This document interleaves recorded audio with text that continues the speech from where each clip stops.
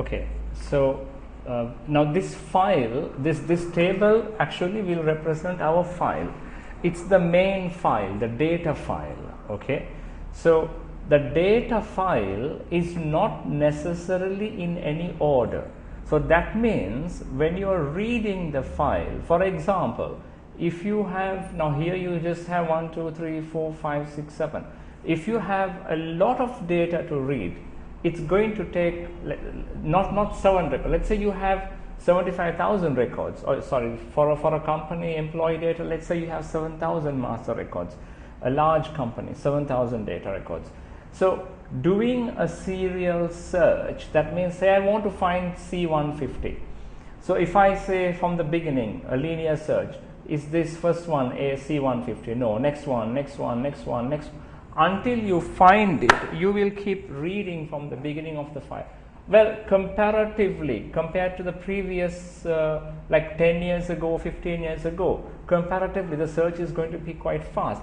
But still, considering the amount of searches you have to do frequently, we can improve the search efficiency by having an Isam file system. So what is Isam? Isam stands for Indexed Sequential Access Method or methodology. Now, Indexed Sequential Access Method. So for convenience, I'll just mark these records, the physical record numbers, as 0, 1, 2, 3, 4, and it will keep going like this, right? So we have 7 records, 0 to 6. Now I want to have an index, just like you consider this. You want, let's say you have a textbook, a computer science textbook.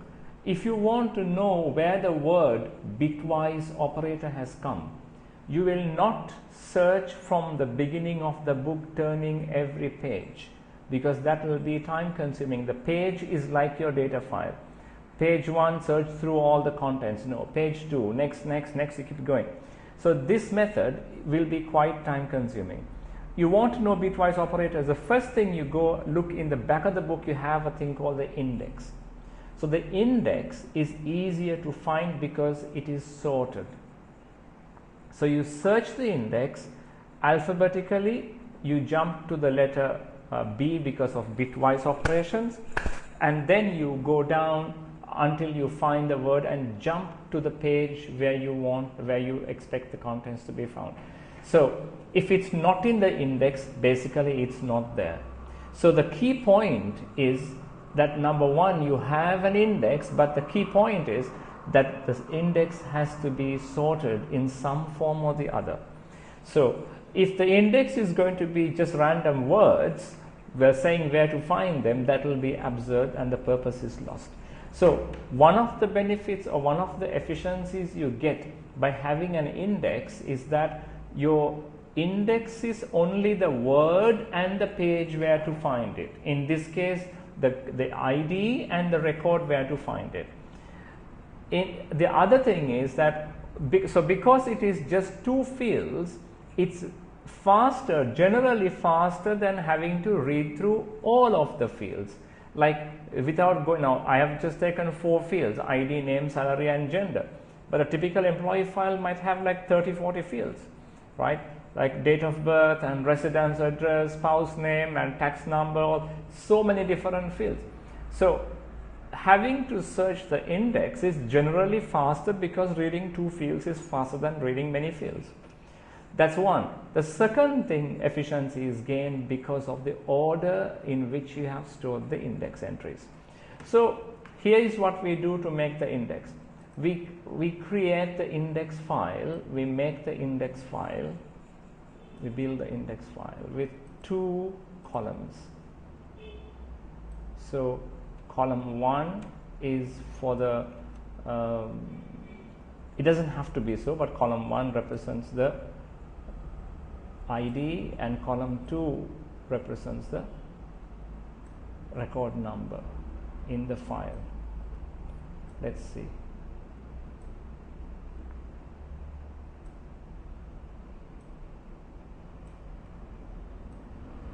It had to match it, so it took me a while to draw that. Okay, right. Now in the index file, This is my index file, the index file. The ID in the index file and the record number where to find it in the corresponding employee file. We'll call that the employee file. EMP data file, employee data file. Employee data file. Okay. So what we do is we take the values, the IDs, and first arrange them. We sort them out. So we have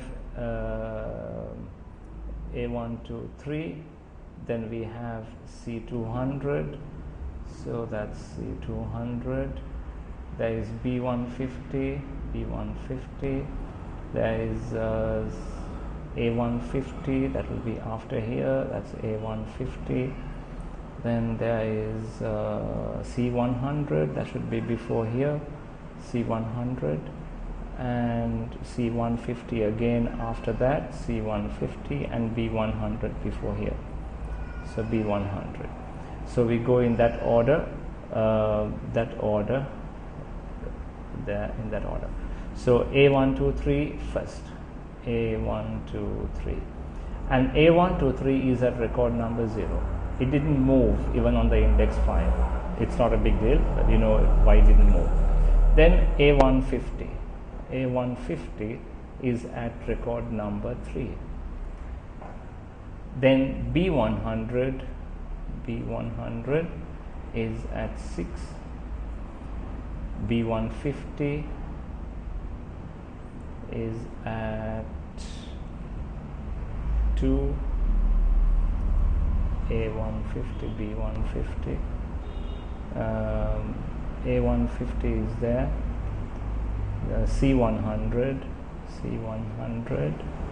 is at 4, and C200, sorry, C150 is at 5, and C200 at 1. Okay, so now you get the idea. Now when you want to access the data, for example, you want to access the record of B100, all you have to do is read the file, read the index file from the beginning until you match the field you want. So is that I want B100. Is that B100? No. Is that B100? No. Is that B100? Yes. Then you jump from here to directly access. How do you jump from here to here? We have a command which we learned the last time, the seek function, the seek command. And I said that the seek command has 3 options.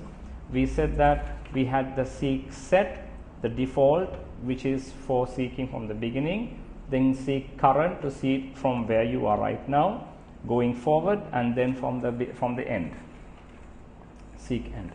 So this is how the index file system works. We call it Isam. So because of this, sometimes we call this method of file organization indexed sequential file organization. Indexed sequential. Those of you who have done computer science for A level will know we had serial, sequential, random.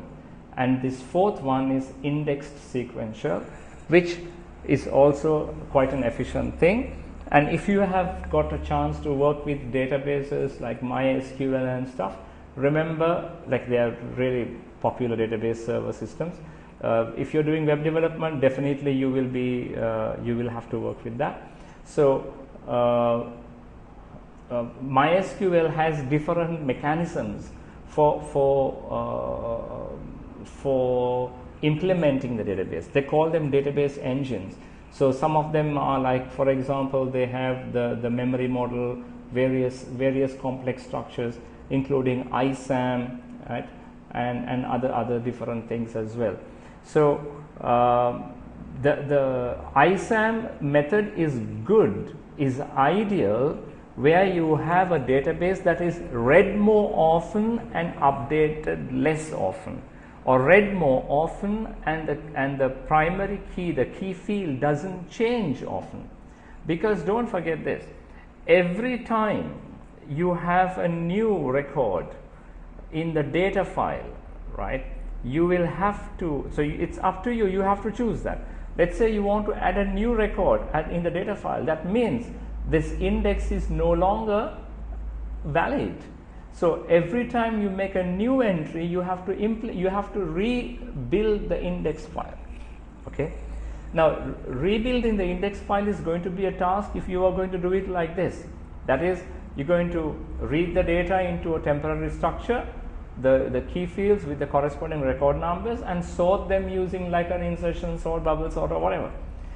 Now, without having to rebuild the whole index file, there is a nice way of doing it if you were to implement what we call a binary tree. Because all you have to do is add the new node to the tree and it comes into the end here. So no matter what comes here, the tree node will just link to what is here. A small change will happen to one of the values in the index file, that's it, but one new entry there. So it's more efficient to implement a binary tree when it comes to implementing your indexes. It's not the only way to do it, but it is definitely a great way to do it. So if your database system, your file, your search system is going to involve more reading of the data, that means, like for example, you're implementing a massive library information system or something. You're only reading and reading data. You're like geographical information systems. You're reading map data, but you're not going to update, like cab services and all. They're reading map data, not updating the map for you. Then search engines, like for example Google and whatever else you have. So the search engine programs are going to be reading data than changing. So Isam is a great way to implement it. But there are also what you call transactional databases, transactional file systems, where you have more updates than simple reading. Like for example, supermarkets. You have search the product, but you have to update the quantity in the stock, you have to update the sales and their amounts.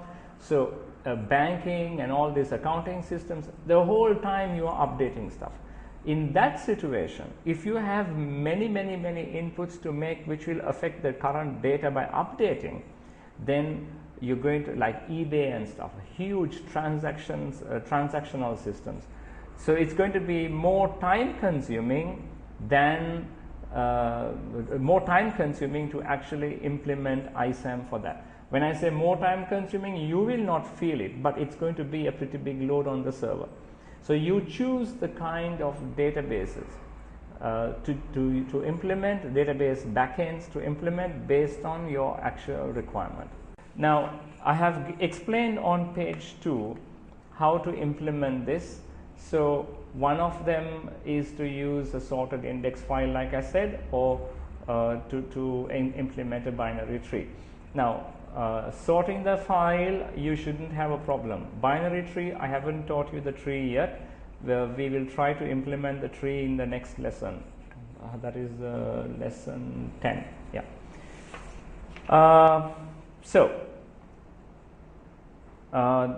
Exercise 9.2 is a program to create a sorted file using the employee number. That's exactly what I've explained here. What I would like to do is to see you guys implement this for homework. It shouldn't be a problem. So the steps you will take will be, step 1 will be read the data from the data file, that is this one, and so you read the ID and the corresponding row number. You read the ID and you mark the row number. So you can have a record structure with 2 fields only, and put those values inside there. Then you put it into the array, only this part into the array, and then you can sort it. Once you sort it, you write the array into this index file rather. So that's about it. And thereafter, when you want to search, you can use the fseek function and go ahead with that. Right. So Rusanda, yes. You want? I'm a bit confused. confused on how to use the fseek function properly, sir. Right. So you have to first sort the, say, fseek is only to access the data, right? Now, if you look at the example I have given on the page 1, so on this, I haven't changed the first page actually, it's there intact. So if you look at fseek, how it works, right, is, let me just type it in here. I'm looking at the example on that page, so it's nothing new, it's the same thing that is there, right? It says fseek stud comma r into size of stud rec, and then we have seek set. Okay, now what does this mean? So reading the record generally means fread where the record is brought, that one record is brought from the hard drive into the main memory, or not necessarily hard drive, whatever backing store, because now in the future we see a trend that SSDs are increasing, so your backing store is not always going to be a hard drive, but at the moment, yes. So when I say in the future it will not be a hard drive, I am guessing maybe at least for the next 7 or 8 years it will be simply hard drives. It's going to be a big cost factor to implement SSD. Now when you say fread, this is what happens. This row of data is brought into your main memory. So you do whatever in the main memory and forget about it. Then the record pointer has automatically come to the next record start. So fread again will bring that next one into the main memory. Again fread will bring this. So at a time you have one in the main memory. Now fread once again brings the record into the memory, but fseek does not bring the data into the memory. Rather, when you say fseek in this example that is on the board right now, when you say fseek stud, you mean the file pointer, the variable for the file pointer. This one was the record number R, the record that you want to access, multiplied by the size of the record, meaning it will skip that number of bytes. So say you wanted to get to record number 2, right, number 2, and the length of one record is 50 bytes.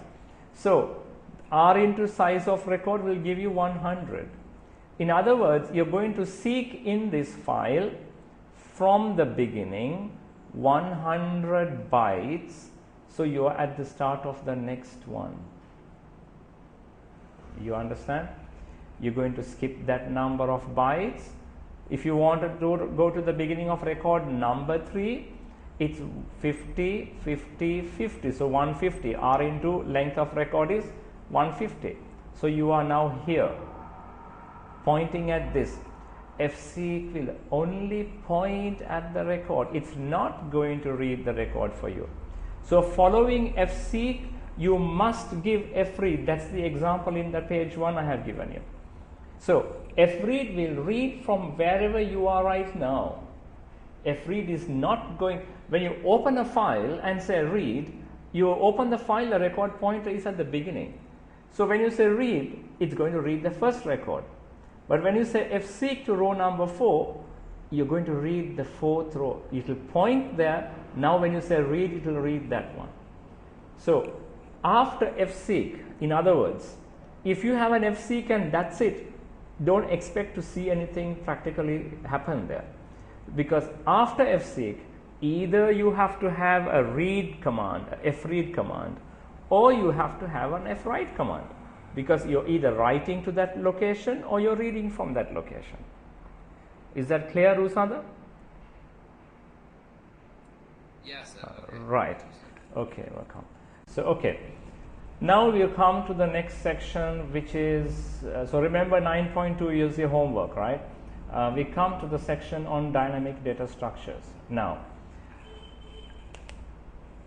when you come to dynamic data structures, so the people who, those of you who have been in the O-level class, sorry, the A-level classes, you already know something about dynamic data structures.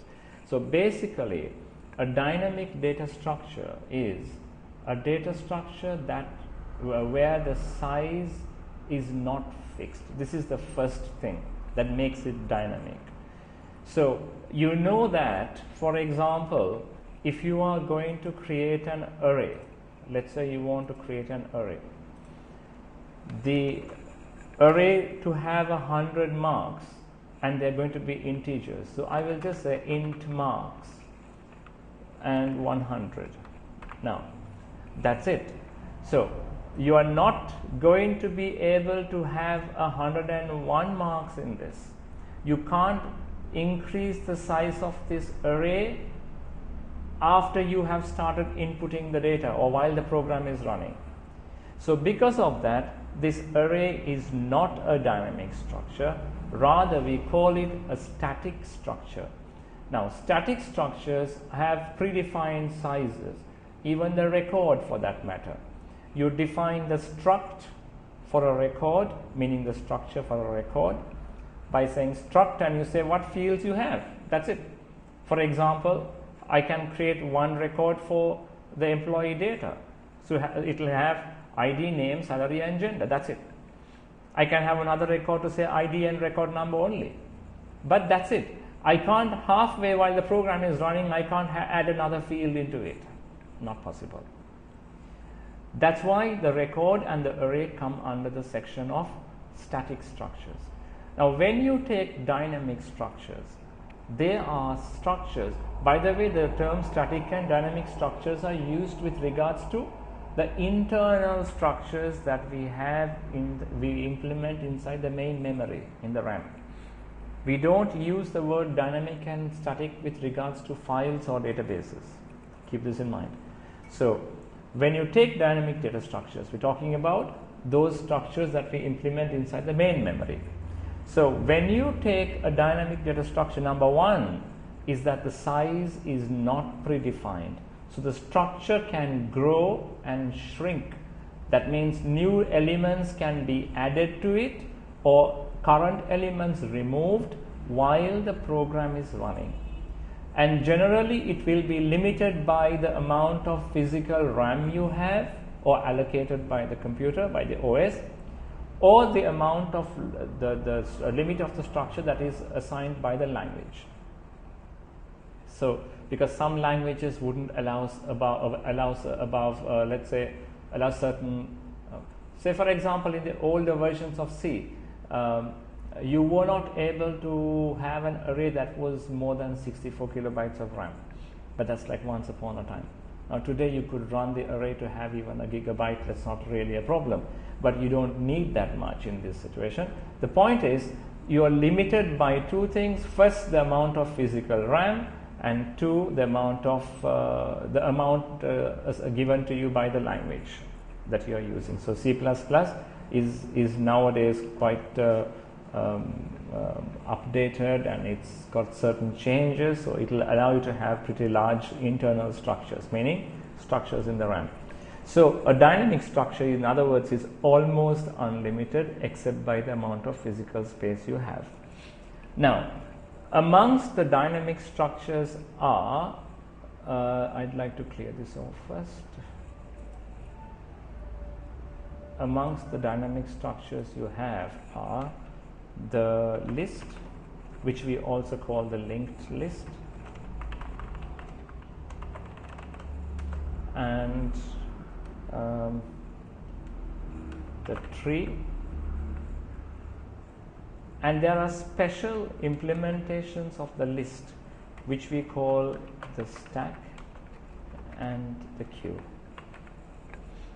So these are some of the common or popular dynamic structures. Now what is it that makes the structure dynamic? Number one, by nature it has no physical, it has no predefined size. So like unlike the array will say 1000 elements, 5000 elements, that's it. So on one hand you can't add more elements if you want. On the other hand, if you don't want those extras, let's say ultimately you only need like 300, not 5000. So you can't really delete the existing elements physically the structure is predefined, right? So when you take a dynamic structure, apart from the fact that by nature it is not predefined, the second thing is it is actually implemented using something known as a pointer. So for example, if I were to take a linked list, okay, I'm going to draw a simple linked list. Let's just clear this off first. It's not going to be that neat, but let me see if, okay, so a link, now in the case of an array, we just have elements. In the case of a linked list, the element is like this. It will have a minimum of 2 parts, minimum, and one part is always a pointer or a link to the next one.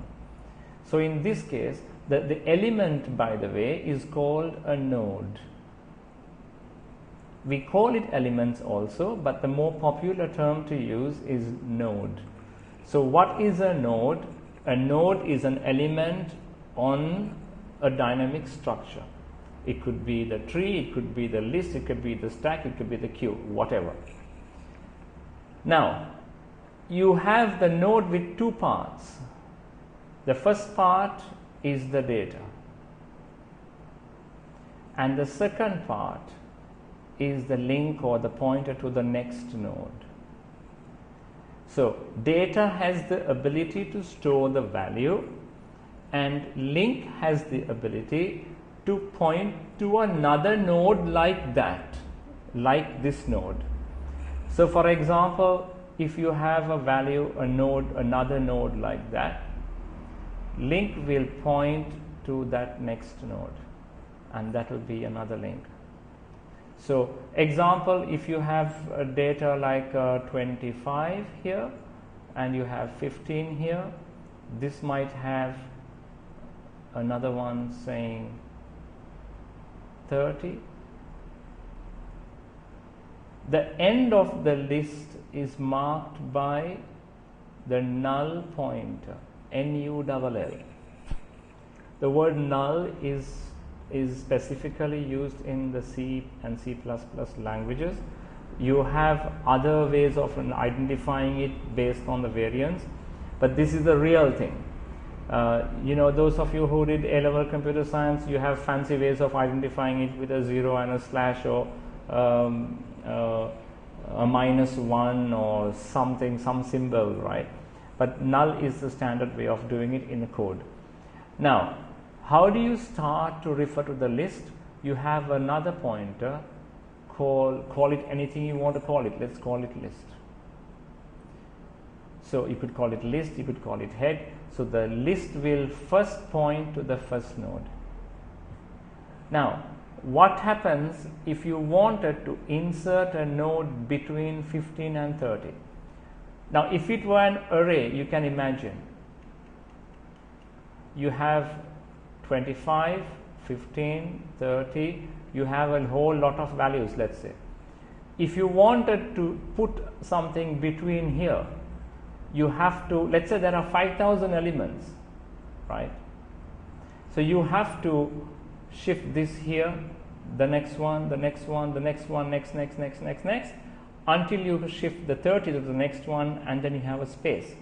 Now you put between that position, you can put the new value you want. That's the array. But it's not the case.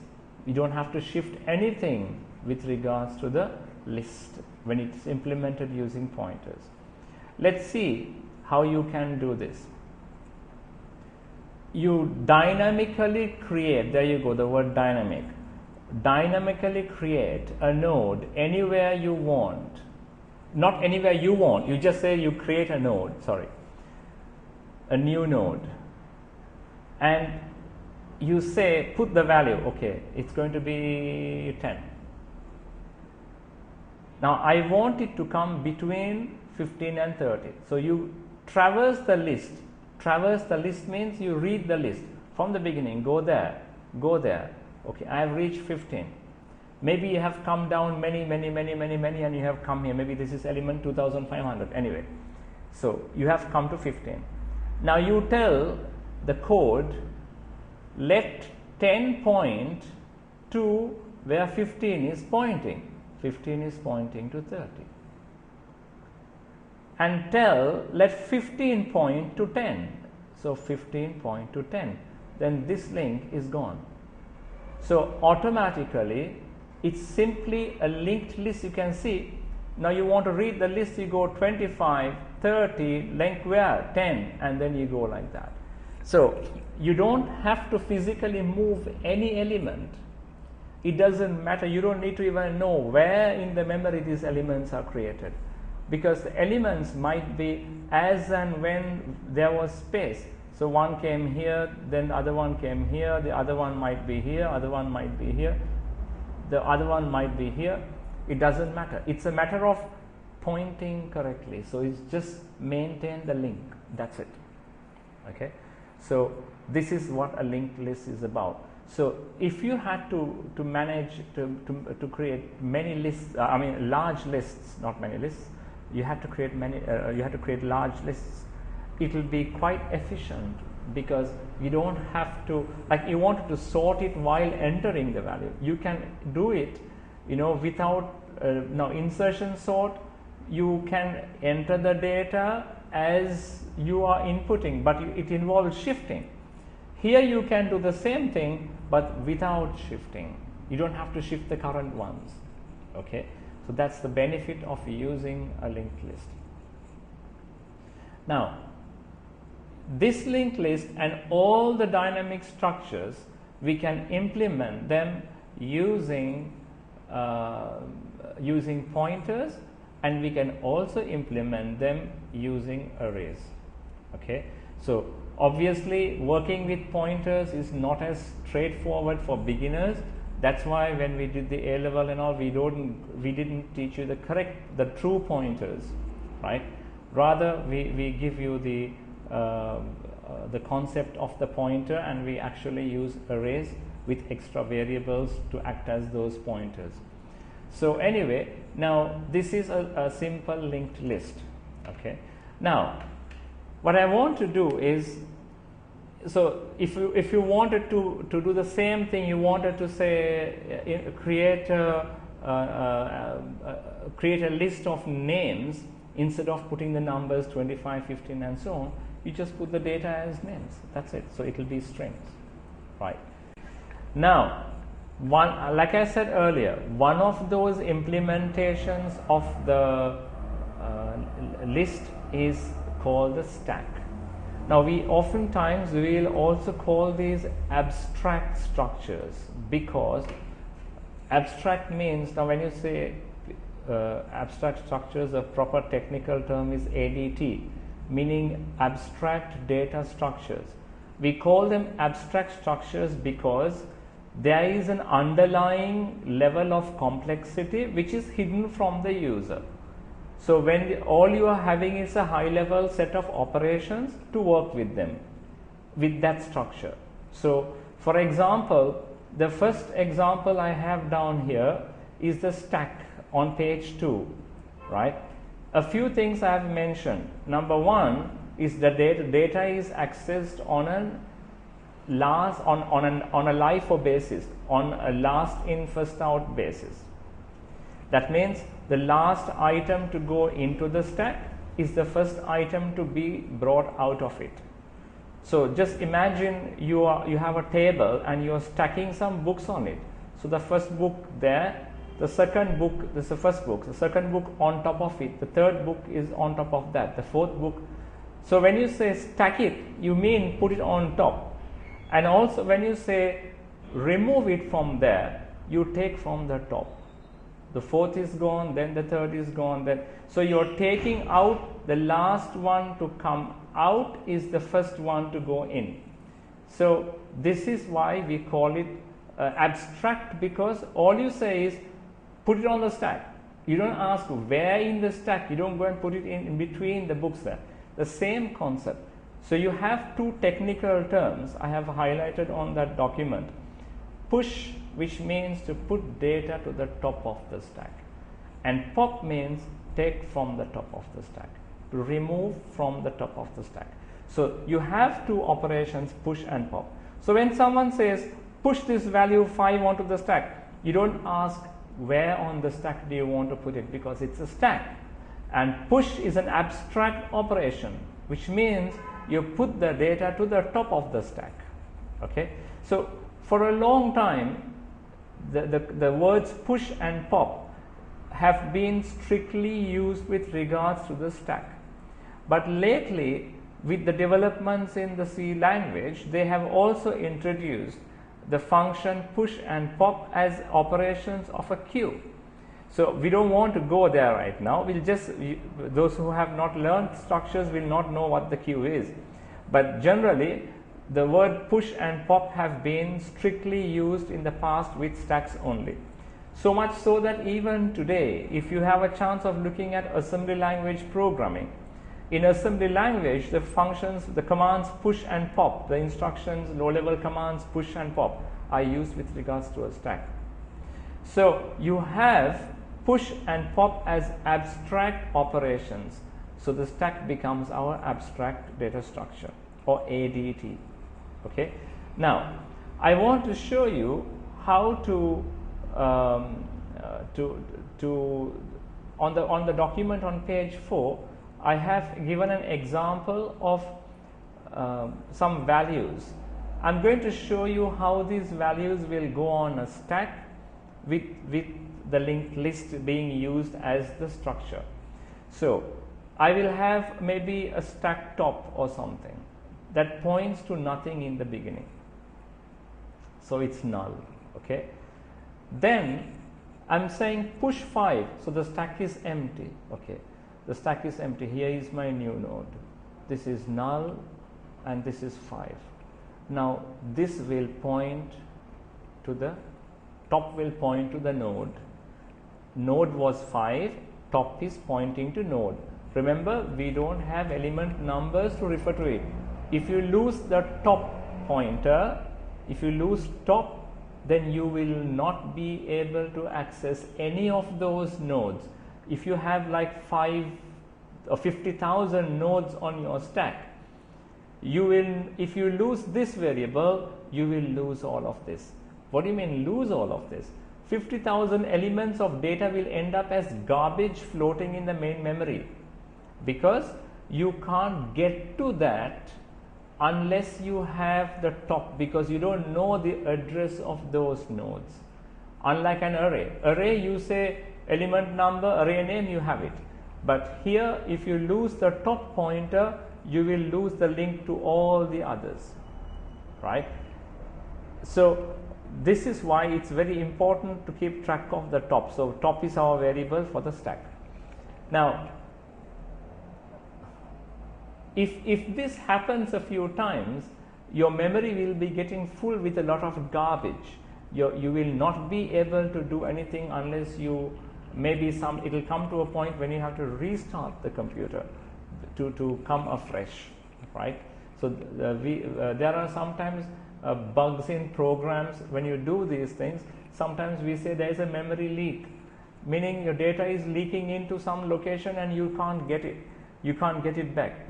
So of course there are a lot of, it's a big subject, we don't want to go there. Now let's come back to this one, right? Now we're coming to maintain the stack. So we done the push 5. The second one says push 6. So what do? We're going to first, let's keep this arrow from the side like this. Let's keep the arrow on the side like so. So the new node is 6. These are the steps. Step 1, make the new node. The new node is 6. Done. Let the new node point to where top is pointing. Top is pointing to 5. Let the new node point to that. Now let top point to the new node. You see, nothing changed, nothing was shifted physically. Only the contents of the pointer, right? So then comes push again. So push 7. Push 7.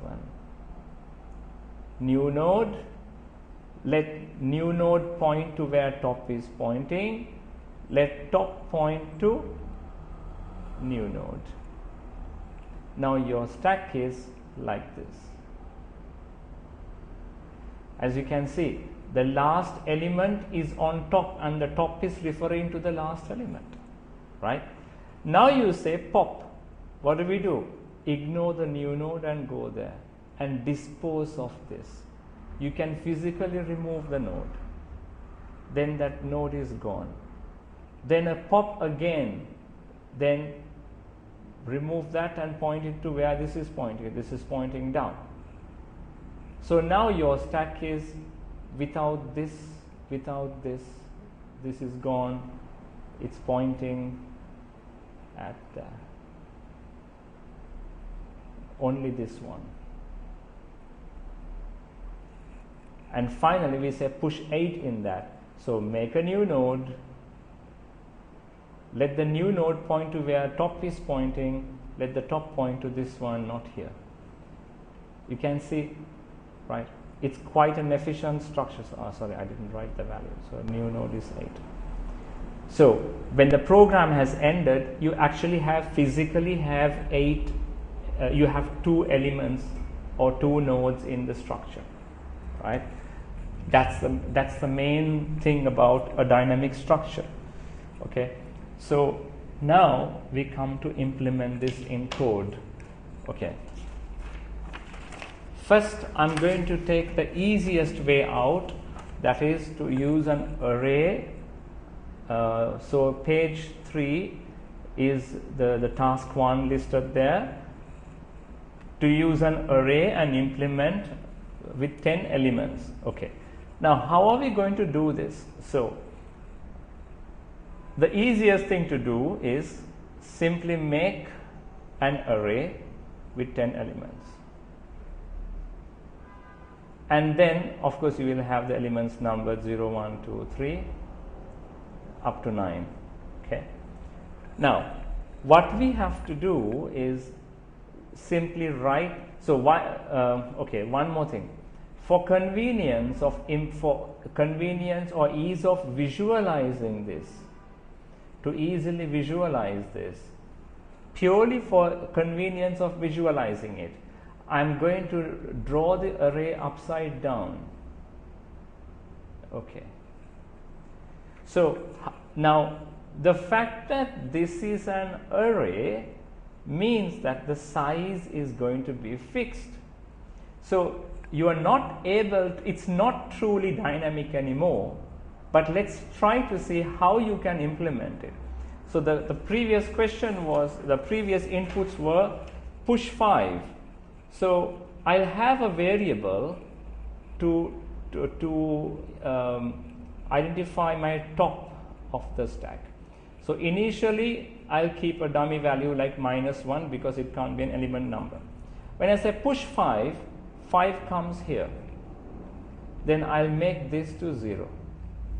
That means this is the top of my stack. You see, now drawing it upside down, and I will have the next value by adding 1 to top.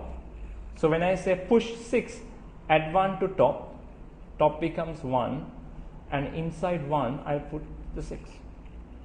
Push 7, top becomes 2, and inside 2 I put the 7. Now pop. To pop it, all I will do is subtract 1 from 2, ends up at 1. Then ignore this and you're pointing back at 6. Why don't I make it empty? Well, you can't, because it's an array and it's an integer array. Remember, the C language or C++ is a strictly typed language, a strongly typed language. That means your data types are pretty strict. You can't do anything about it. You can't put empty blank spaces inside an array of integer or floats. Okay? So because of this, you can't make it just blank. You can't make it nothing. So why bother doing anything? Because anyway, even if you were able to put empty strings inside and make it a string array, even then the array itself is declared in advance, which means it's already taking up a fixed amount of space. So the physical array remains in place, but we are having this abstract view of the stack where the number of nodes is reducing. So the number of nodes is by using the variable top. So now when you say pop now, the 7 is gone, pop again, the 6 is gone, that means this is pointing back to 0, so this is also gone. Push 8 is going to increment that to 1, and then you put in place of this, you're going to put the 8. So you end up with something like this, and we did not have to physically move the values. That's the only advantage. Otherwise, using the array, your structure is fixed. It's not truly dynamic. It was only a level of abstraction. So if we were to implement this using the array, if we were to do the same thing using a program, okay, let me do this because I would like to make it a little fast now. Since this is all based on arrays, I think you should have no difficulty doing this, right? Let's call this, save the file as arstack.cpp. Oops, wrong place. Okay, so I'm going to stick to the IO stream only, and we will say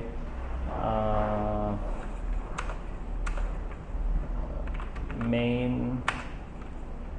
I don't really need these arguments at this point, so I'm going to declare my array as a global variable, and I'll say it's an integer array called stack. So my variable name is called stack, 10 elements. That was the question, right? Task 1, 10 elements. I'll need another variable to identify the top of the stack, so top, and top is initially set to -1, which means nothing was there. Okay, now I want to ask the user to make an input. I would want to have some form of terminating the inputs as well. So let's try something like this. We will say let's do an infinite loop. It's going to be a do while. Do enter a value. Okay. Well, shall we do without inputs? Shall we just use the push and pop? It might be faster for us. Okay. So we're going to implement push, and we're going to pass the value 5 into the stack. Okay. I'll try to do the same thing as the previous page. So push 5, then push 6. Now we had to write these functions, right? Push 7 and pop. So you don't say what to pop, you just say pop, and pop again, and push 8, push 8, done. Now if you were to output the stack, you would want to go from the beginning of the stack. So we will say for C++ style, we can also declare the variable for the for loop inside here. Int index is 0 while the index is less than or equal to top. Index is incremented. Just going to output the value of the stack. We don't want to go from the bottom up, we want to go from the last element, which is from top. So while it's greater than or equal to 0, index plus plus. Okay. Output array stack element index. Okay. Now in this basically we are outputting the contents, which we could have done with the pop as well, but pop would remove it, but it is just to read those elements. Okay. Now push 5, we have to implement this function. I'll just do it here for convenience. We're going to say it's a void function called push, and take an integer parameter value. It's called a p value, parameter value. Okay, and I'm saying take that value and put it onto the array by first incrementing top by 1, and then we can say array stack element top is equal to the value that was passed in. Now this is the abstraction. This detailed working of the push function is not shown to the user. The user is just going push, push, push, pop like this. So this is why we call it abstract, because this is hidden from the user. Okay. So when it comes to popping, we will say void pop and simply output the value in that. We will just say pop. We'll just say what is removed. Maybe when we are adding, we'll put a message to say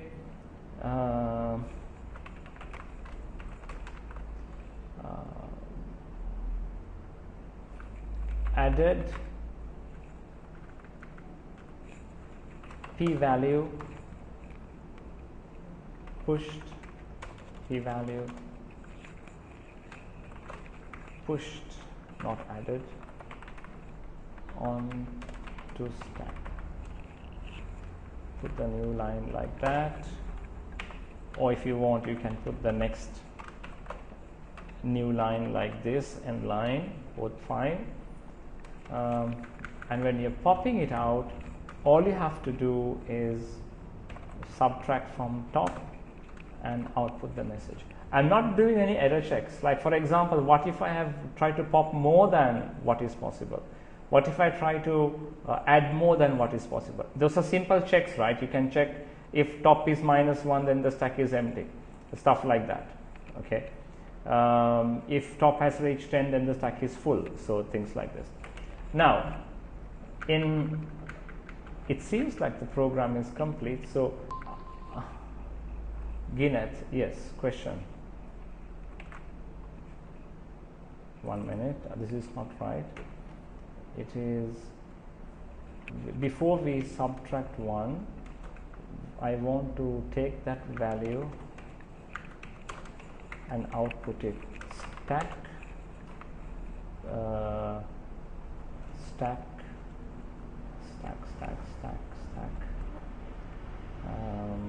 element top. Yeah, minus. Okay.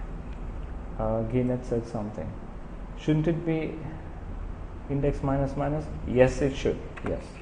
We initially wrote the other way around. Good spotting. Right. So going from the top backwards. Right. So. Right.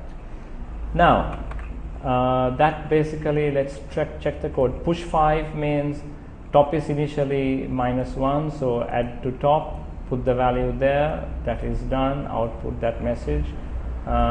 When popping it out, do that, subtract that. Okay, right. So this is going to be another message altogether. Just keep something like that.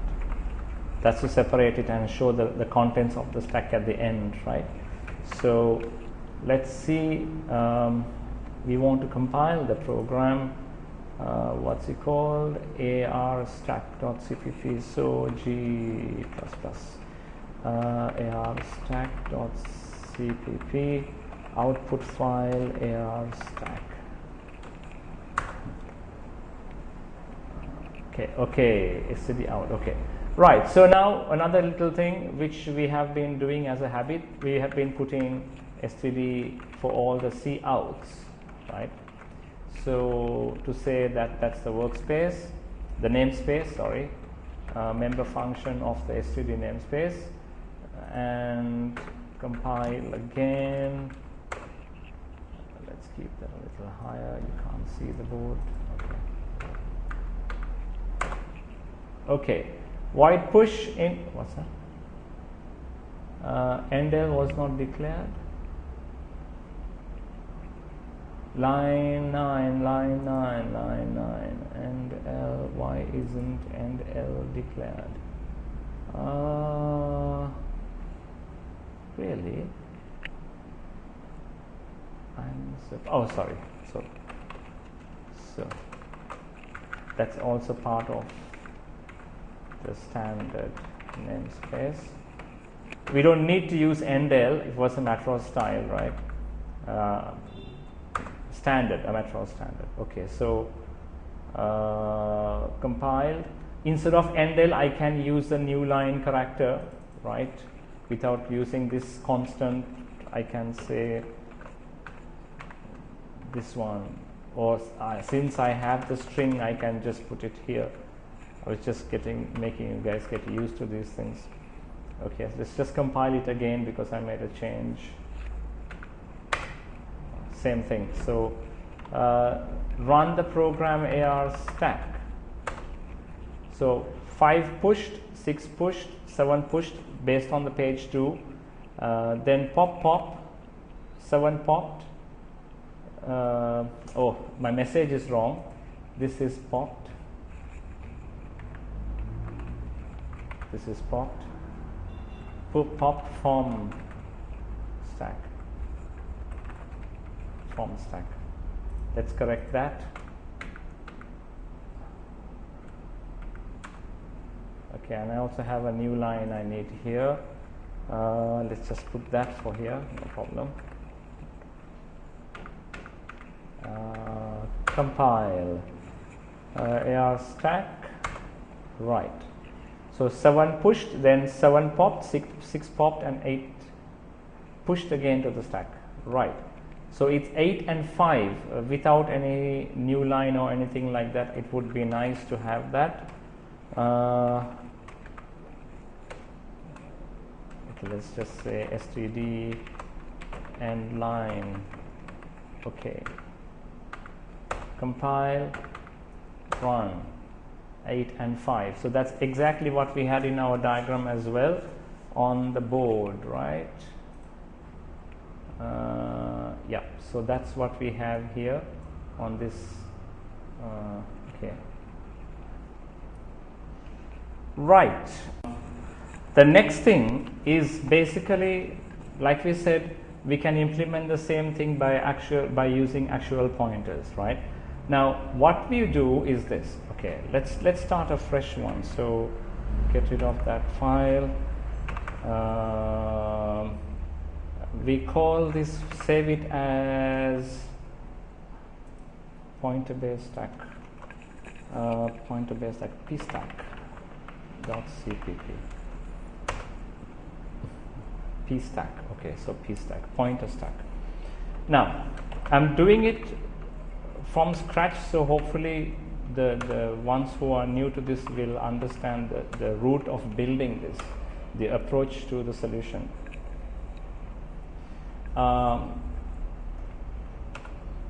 For convenience, without having to say std dot member function cout, so because I'm going to be using a member function often, what I do is I say that the program is using the namespace, using namespace std. A namespace is like a scope specifier. You can you can, just like we have local variables and global variables, within a program, let's say you can have groups of functions that are similar. So like you might have your own version of cout or your own version of printf. So if that's the case, you make a namespace and put them within that namespace. So we don't want to go there, but we just oftentimes we'll just say using namespace std, meaning it's using the standard namespace. So all the commonly used C++ standard functions are within this namespace. Now, when we take the first thing is that we want to create a node structure. The structure is actually a record structure. Let's understand this concept. The structure name is going to be called, I like to use the name node type, right? For one, it is similar to what I have on the printout. Now, node type, remember every node has got two parts, the data part and a part that links to the next node, right? Here you saw that this is the data part and the part that links to the next node, the pointer, the link, whatever you want to call it. I like to call it the link. So each node is actually a record. So the first part, depending on what data you want to put in, I want to put integers, I'll call it data. You can call it anything you want to call it. If you want to call it age or marks or whatever, you can call it that. So integer data. Now comes the tricky part. The link is actually going to be a pointer. The link is a pointer. Pointer to what?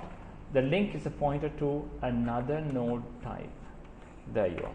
So the link field is actually a pointer to another node type, meaning it can point to another node just like this node. So it can point to anything. Now this is how a real pointer is implemented for a link structure. Now I want two variables that will point to the list. One is the top, we call it the top. So it's going to be a pointer to the stack top. Second one will be a pointer to the current node. Why we need current node is for the element that you are currently referring to.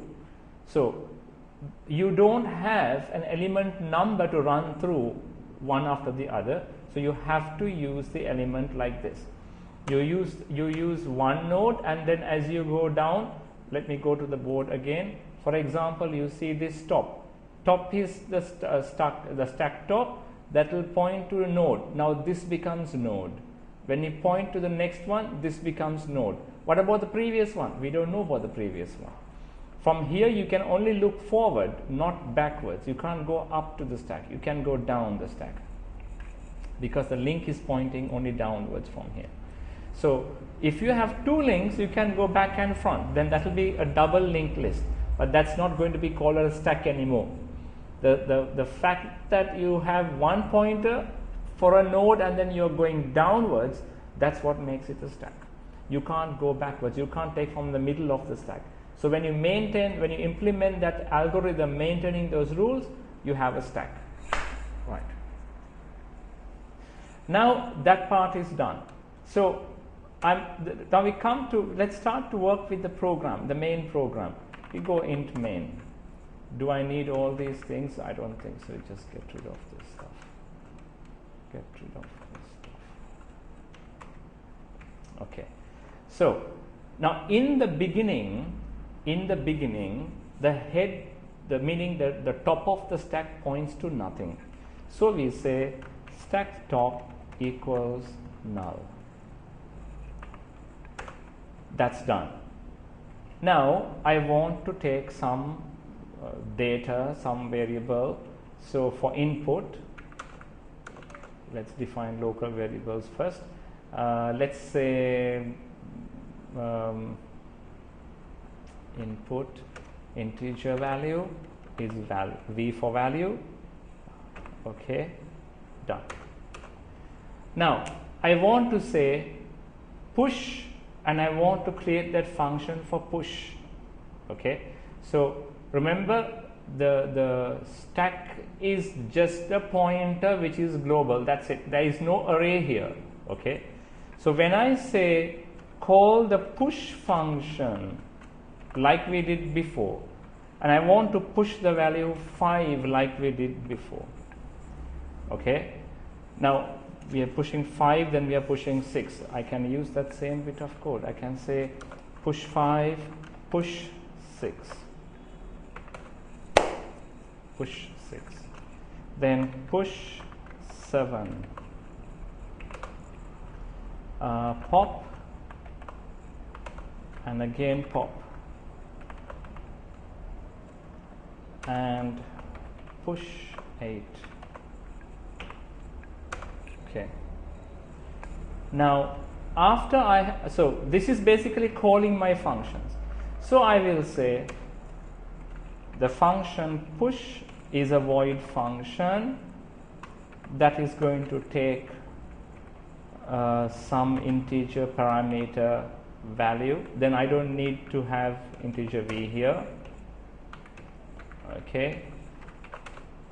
Now this is for the code to push into the stack. Now remember the rule, right? What are we trying to do? We want to take a value and put it into the stack, but we are not having an array. It's a dynamic structure. So the first thing we do is take the node, our node variable, and say this node is going to be a new node. New is a keyword that creates a dynamic node of node type. So node type is my record structure, and node is a new object of that, a new component, a new element. So node is a new thing now. Okay. Now into that one I can put the value that I have received to say node. There is a problem here. Node is actually a pointer, so I can't say node dot data equals p value. This will not work because p value is ordinary data and node data is not ordinary because node is not a normal. Look at line 7, the asterisk mean node pointer. It's pointing. So when you want to refer to a data member, a field of a node which is a pointer, you have to do it like this. Like this. Alternatively, without doing it like that, you can also say node, put the arrow, and put the field name. It's easier than having to do this, so I will just comment that. You see, so node is not a normal variable, it's a pointer to a node type. So when you want to refer to fields of a pointer, you will say node arrow and put the field name. Okay, not dot. If you want, if you like lines 12 to say node pointer dot data, fine, but that is typing more stuff, so this seems to be cleaner, and this is the more common way of doing it, the more popular way of doing it, right? So I have set the node data to that value. Now we have to link the node. So where the node will link is a good question. It's an important question. That is, if this is my current node, right? This must point to where head was, where the top was pointing. It was like that. So where top is pointing, I have to point. But what if top was not pointing to anything? That means there was null in the start. There was not pointing nothing here. So what do you have to do? What we do is we go there. Oh, I forgot. Oh, no problem. Okay. So we go there and we first do a check and say if the top pointer, that is the top of the stack, I'm using the variable top, right? So if the top pointer is null, then I have to do one thing, that is just to make the node link be pointing to null, and the top pointer will point to this node. So it doesn't matter which order you do it. So let's just say top pointer equals to the node itself, and the node, same reference if you want node pointer or node, put the arrow and say a link will be called, will point to nothing. Okay, done. Now once you have done that, that is if the top pointer was null. But on the other hand, if there is already something, then first we say let the node's link first be set to point to where the top is pointing. Let the node's link point to where the top is pointing. So, and then we can say now let the top pointer point to the node.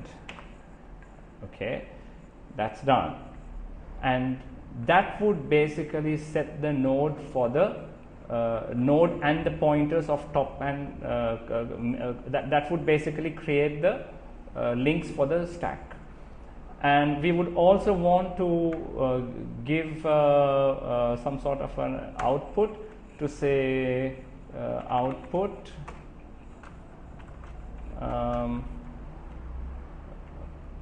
p value, okay, or added p value added to stack, new line. Okay, then we go implement the push, that's done. Then we go implement the pop function, the void pop function, no parameters taken in. So okay, I don't want to do pop at this point. I'll just deal with the push. I'm having a little, I have to run out, actually I have to go out. That will be a homework for you. So I'm not going to do the pop. Okay, so which means it should add this to the stack. Now how do you sorry, this has to be done in the beginning. So how do you output the stack at the end? So we will say start the node as so node is equal to the top pointer, and while that node is not null, we do this, we say output node element or field or data member data, and line, and now let the node point to the one that is after that. The new node will point to the current node, this one's link. Okay, and that will be basically outputting the values. Okay, so we need to see the algorithm giving us 8, 7, 6 and 5 in that order after we have added this. So let's hope there are no syntax errors. What's the file called? pstack. So let's go clear the screen, G++,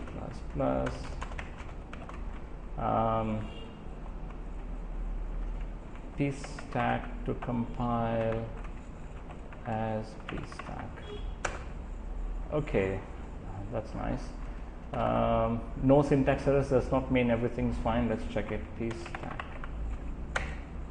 So we have added 5, 6, 7, 8. Is it 5, 6, 7, 8? Push 5, 6, 7, 8 and then output 8, 7, 6, 5. There you are. You have just got a stack implemented using a pointer. Okay class, I hope that this was not too much. There is a similar one I have put on the printout on the document, on the tutorial on page 3. It's almost the same, except that I didn't use the push and pop functions there. I have not implemented that. I've only given a continuous loop of inputs. So as you can see, in this algorithm, there is no problem about the number of elements or anything like that. It's quite efficient simply because it's purely dynamic and it uses the linked lists, in this case, the stack. It uses pointers to implement the linked list or the stack in this case. Yeah, okay. All right, take care then and stay safe. Bye for now.